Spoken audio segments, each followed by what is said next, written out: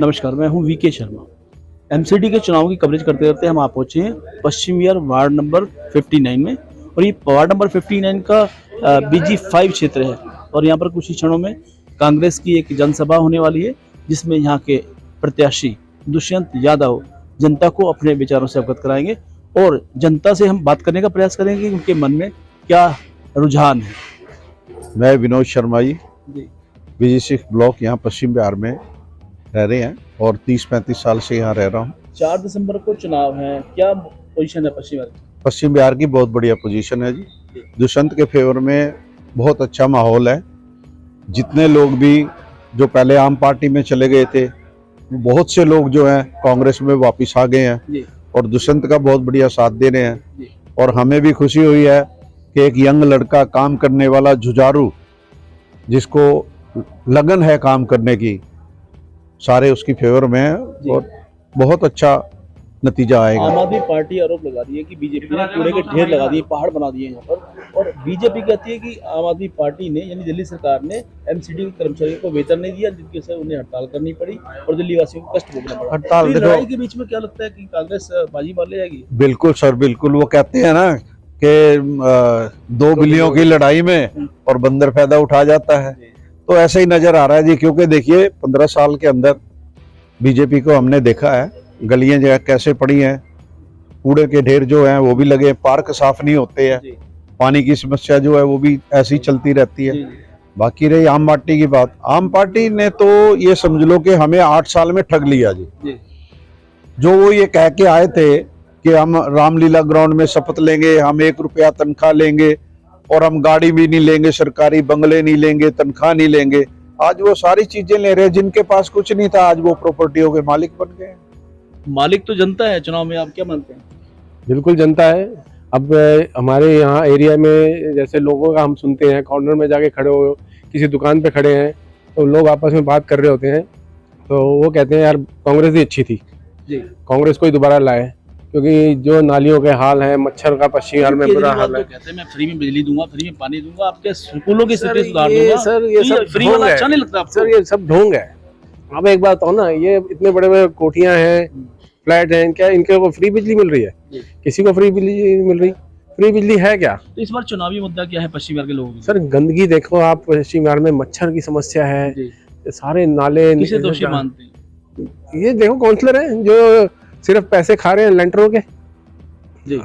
अब ये देखो ना, सिर्फ इन्होंने काम क्या किया है? सिर्फ लेंटरों वालों के पास जा जाके इन्होंने वहां से पैसा लिया जी, और तो कुछ भी काम नहीं किया इन्होंने। काम नहीं किया, जनता कह रही है। और भी जनता है हमारे साथ। नाम बताइए। मैं नाम बताइए। हाँ भाई साहब, मैं राजेश चौधरी जी। जैसा कि पश्चिम बिहार में क्या संकट है, कैसे काम, कौन से काम पेंडिंग है जो अभी होने बाकी? पश्चिम बिहार के अंदर तो संकट है ही है। मैं तो ये समझता हूँ पूरी दिल्ली के अंदर बहुत बड़ा संकट है। जैसा कि आप लोगों को पता है कि केजरीवाल किस वादे से आए थे, और इस बारी भी ये बोल रहे हैं कि अगर हम इसमें दिल्ली सरकार में है तो हमें एमसीडी में भी लाओ। बाकी आप लोगों को पता है कि जो एक कैंडिडेट इन्होंने खड़ा किया है, उन लोगों से 1-1 करोड़ रुपए, किसी से 90 लाख रुपए, किसी से 1.5 करोड़ रुपए, किसी से गाड़ी, किसी से क्या, किस तरीके से इन लोगों ने लूटमार मचा रखी है। हम आरोपों की बात छोड़ देते हैं। मैं एक चीज बहुत जरूरी बोलना चाहता हूँ। ये पैसा इसलिए इकट्ठा किया गया है, शायद आप लोगों को नहीं पता, लेकिन अगर आप गहराई में जाओगे और पता करोगे, 400 करोड़ रुपए गुजरात में भेजा गया है दिल्ली से इकट्ठा करके। इन लोगों को टिकट जो दिया गया है पैसे में, वो 400 करोड़ रुपए गुजरात में भेजा गया है। लोग बात करते हैं विकास के कार्यों की, हम इन अरबों को छोड़ देते हैं, हम विकास की बात करते हैं। लोग, दिल्ली के लोग याद कर रहे हैं उस जमाने को जब शीला दीक्षित ने यहाँ दिल्ली में विकास काम कराया। शीला दीक्षित ने एक नारा दिया था, चमकती दिल्ली जी। हम उसके बारे में बताएंगे। जैसा कि आप लोगों ने बताया कि केजरीवाल, अब यहाँ पे हम छोड़ दीजिए, हम पश्चिम बिहार की बात करते हैं। यहाँ पे जो आपके विनीत वोरा जी हैं, यहाँ पे जो 5 साल से निगम पार्षद थे, उन्होंने सिर्फ लूट मार के अलावा, झपटमारी के अलावा, रेहड़ी पटरी वालों से, सब लोगों से उगाई का एक धंधा बनाया हुआ है।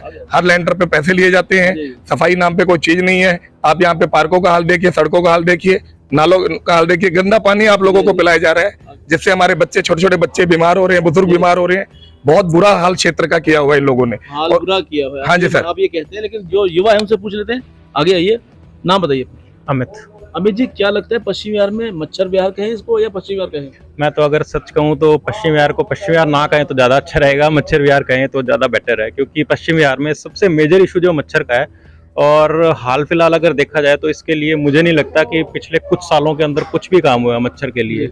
इनफैक्ट अगर आप देखोगे तो सुबह से लेकर रात तक यहाँ के जितने भी घर हैं उसके अगल बगल घरों के अंदर बहुत मच्छर की प्रॉब्लम है, और सफाई का मेजर इशू तो रहता ही रहता है। प्रचार का ढिंडोरा पीटा जा रहा है। यहाँ पर जो दिल्ली में मुख्यमंत्री हैं केजरीवाल, आप पार्टी के नेता हैं, और देश के शासन की बात की जाए तो बीजेपी के शासन है, एमसीडी में भी बीजेपी का शासन रहा है। तो ऐसे में यहाँ पश्चिम बिहार की उपेक्षा क्यों की गई? या सिर्फ पश्चिम बिहार में मच्छर है या बाकी पूरी दिल्ली में हालत सर, पूरी दिल्ली का मुझे ये ऐसा हाल है, लगता पूरी है दिल्ली मुझे ऐसा लगता है कि ये सफाई का ही सबसे बड़ा इशू है। इसी की वजह से मच्छर जो है वो सबसे ज्यादा है। अगर सफाई होगी तो ऑब्वियस ही बात है कि इसमें मच्छर का तो काम नहीं गलियों होगा। की बात करें, पार्कों की बात करें, स्वास्थ्य सेवा की बात करें, या बात करें छोटी छोटी सड़कें बनती हैं वहाँ पर, वो क्या उसकी हालत के बारे में क्या है? हालत अगर कहूँ तो अभी पीछे सिर्फ मुझे लगता है इलेक्शन की डेट डिक्लेयर होने के बाद ही रोडों की जो है वो शायद व्यवस्था सुधरनी शुरू हुई होगी, जबकि इनडायरेक्ट ऐसा है कि सड़कें तो बहुत ही खराब हो जाती हैं।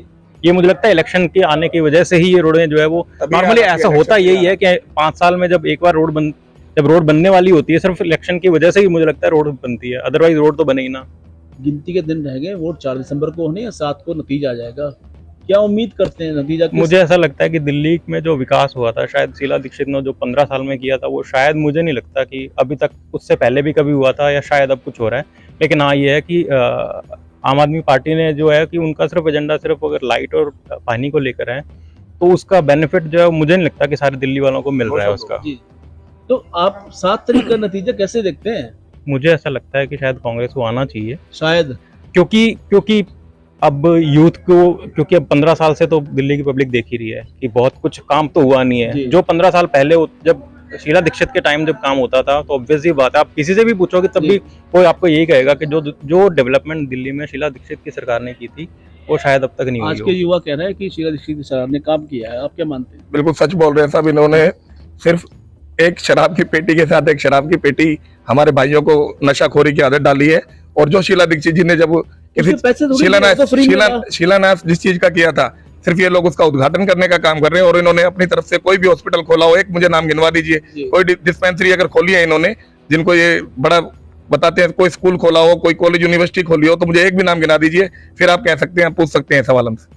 जी, तो ये है जनता के दिलों में जो बातें होती है वो कहती है। और अक्सर ये देखा जाता है कि क्षेत्र के विकास के लिए अगर स्थानीय लोग अगर कृत संकल्प हो, जागरूक हो, तो वहाँ विकास नेताओं को कराना पड़ेगा, सरकार को कराना पड़ेगा। तो आवश्यकता है पश्चिम बिहार के निवासियों को, दिल्ली के निवासियों को जागरूक रहने की और अपने अधिकारों को जानने की। सरकार को आप अपने अनुरोध पर काम करवाने के लिए बाध्य कर सकते हैं, क्योंकि ये आपका लोकतांत्रिक अधिकार है।